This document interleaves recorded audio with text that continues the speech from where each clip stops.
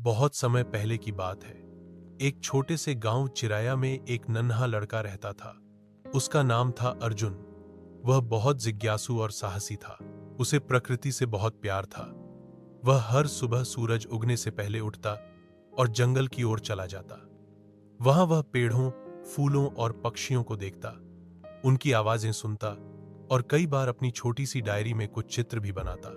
एक दिन अर्जुन जब जंगल की गहराई में पहुंचा तो उसे एक बहुत ही अनोखी आवाज सुनाई दी। यह आवाज किसी सामान्य पक्षी की नहीं थी।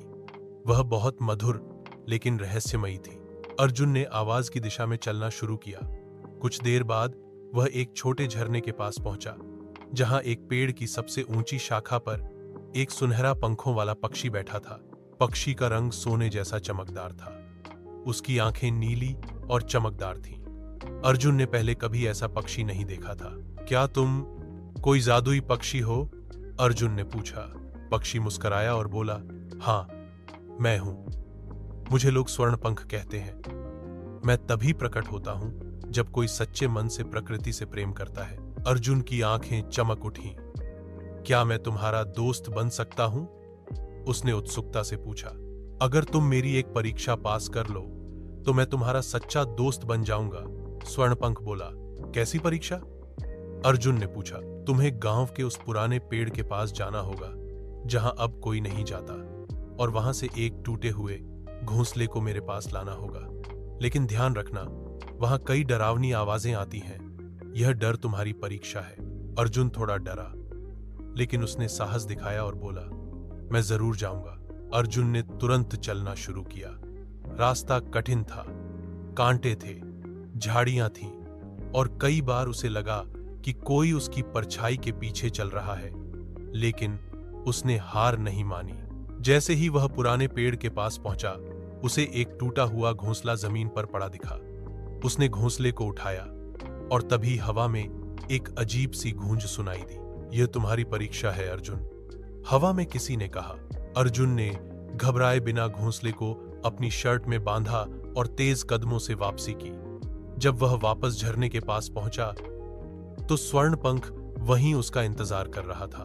तुमने डर को हरा दिया, तुम सच्चे साहसी हो, स्वर्णपंख ने कहा। अर्जुन मुस्कुराया। मैंने तुम्हारा वादा निभाया। स्वर्णपंख ने अपने पंख से एक सुनहरा पंख गिराया और कहा, यह लो, यह तुम्हारी सच्चाई और साहस का इनाम है। जब भी तुम परेशानी में हो, इस पंख को थामना, मैं तुम्हारे पास आ जाऊंगा। उस दिन के बाद अर्जुन और स्वर्णपंख सबसे अच्छे दोस्त बन गए। वे हर दिन जंगल में मिलते, बातें करते और साथ में नई चीजें खोजते। अर्जुन ने गांव के बच्चों को भी जंगल और प्रकृति के बारे में सिखाना शुरू किया। धीरे धीरे चिरैया गांव एक हरे भरे, सुंदर और खुशहाल जगह बन गया। एक दिन अर्जुन ने अपने दोस्तों से कहा, अगर हम सब प्रकृति की रक्षा करें तो स्वर्णपंख जैसे अद्भुत जीव हमेशा हमारे साथ रहेंगे। सभी बच्चों ने शपथ ली कि वे अब पेड़ों को नहीं काटेंगे, नदी में कचरा नहीं फेंकेंगे और जानवरों को तंग नहीं करेंगे।